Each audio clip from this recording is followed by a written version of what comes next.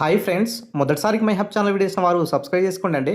So ఇప్పుడే వచ్చినటువంటి ఒక బిగ్ బ్రేకింగ్ అప్డేట్ ఏంటిదంటే త్వరలో 40,000 ఉద్యోగాలు భర్తీ చేస్తామనేసి సీఎం గారు చెప్పడం జరిగింది.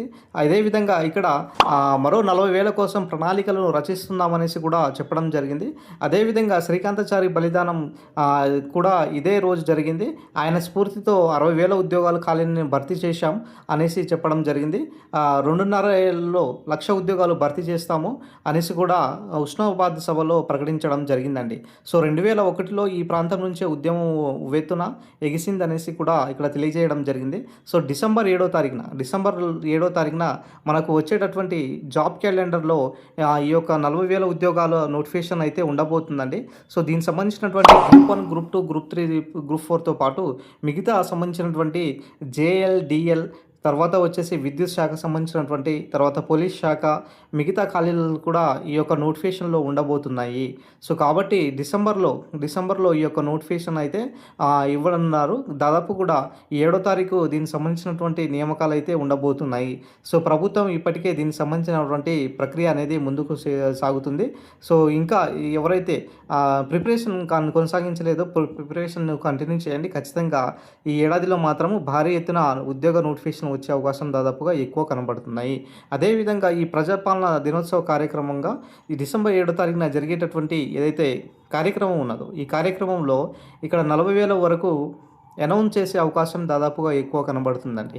సో అదేవిధంగా మనకు ఏపీపీఎస్సీలో దాదాపుగా 99,000 ఉద్యోగాలకు సంబంధించినటువంటి నోటిఫికేషన్ కూడా విడుదలయ్యే అవకాశం కూడా ఎక్కువగా కనబడుతుంది. సో అటు తెలంగాణలో అయినా సరే, ఇటు ఏపీపీఎస్సీలో అయినా సరే ఈ రెండు రాష్ట్రాల్లో మరి భారీ ఎత్తున నోటిఫికేషన్లు అయితే రాబోతున్నాయి. కాబట్టి సో మీ ప్రిపరేషన్ కంటిన్యూ చేసుకున్నట్లయితే ఖచ్చితంగా ఉద్యోగ నోటిఫికేషన్లు అయితే ఖచ్చితంగా వచ్చే అవకాశం ఎక్కువగా కనబడుతుంది. సో గతంలో కూడా సీఎం రేవంత్ రెడ్డి గారు చెప్పడం జరిగింది, 6 నెలల్లో మళ్ళీ వస్తా, డిసెంబర్లో మళ్ళీ వస్తా, 6 నెలల్లో ఈ యొక్క నియామకాలకు సంబంధించినటువంటి మొత్తం ప్రక్రియను కంప్లీట్ చేయబోతున్నాము అనేసి చెప్పడం జరిగింది. సో ఈ దిశగా ఇప్పుడు ఏం జరుగుతుందంటే, సో ఈ రెండు రాష్ట్రాల్లో కూడా ఏపీపీఎస్సీ అయినా సరే, ఇటు టీజీపీఎస్సీ అయినా సరే, ఈ రెండు రాష్ట్రాల్లో జరిగేటటువంటి ఉద్యోగాల నోటిఫికేషన్ సంబంధించినటువంటి జాబ్ క్యాలెండర్ ఏదైతే ఉన్నదో కసరత్తు జరుగుతుంది. కాబట్టి మేము ఫ్రీ మెంటర్షిప్ ప్రోగ్రామ్ కండక్ట్ చేశాము. ఈ ఫ్రీ మెంటర్షిప్ ప్రోగ్రాంలో అన్ని సబ్జెక్టు ఉంటాయండి. పాలిటీ ఉంటుంది, హిస్టరీ ఉంటుంది, తర్వాత జాగ్రఫీ ఉంటుంది, సైన్స్ అండ్ టెక్నాలజీ ఉంటుంది, తర్వాత ఏపీపీఎస్ వాళ్ళకి సంబంధించినటువంటి అన్ని సబ్జెక్ట్స్, టీజీపీఎస్సీ వాళ్ళకి సంబంధించినటువంటి అన్ని సబ్జెక్ట్స్ ఉంటాయి. సో ఎవరైతే ఈ యొక్క క్లాసెస్ ఇంకా జాయిన్ కారో వాళ్ళు జాయిన్ అవ్వండి. ఒకసారి చూడండి, మేము పీడిఎఫ్స్ కూడా ఫ్రీగా ప్రొవైడ్ చేస్తున్నాము. నిరుపేద విద్యార్థులకు ఈ యొక్క క్లాసెస్ను అందించాలన్న ఉద్దేశంతో ఒక ఫ్రీ మెంటర్షిప్ ప్రోగ్రామ్ను కండక్ట్ చేయడం జరుగుతుందండి. సో ఇది ఈరోజు సంబంధించినటువంటి ఒక బిగ్ బ్రేకింగ్ అప్డేట్ అని చెప్పుకోవాలి. సో ఓయూ వేదికగా 40,000 ఉద్యోగాల భర్తీకి మరి ప్రక్రియ అయితే మొదలు కానున్నది. కాబట్టి ఖచ్చితంగా నోటిఫికేషన్లు అయితే 100% వచ్చే అవకాశం ఎక్కువ కనబడుతుంది.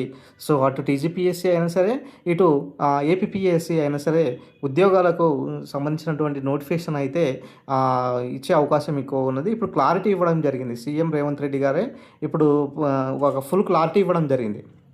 క్లారిటీ ఏంటిదంటే 40,000 ఉద్యోగాలు ఏదైతే ఉన్నాయో, సో అది ఖచ్చితంగా ఈ జాబ్ క్యాలెండరే ఉంటుంది, నోటిఫికేషన్ అనేది ఉండదు.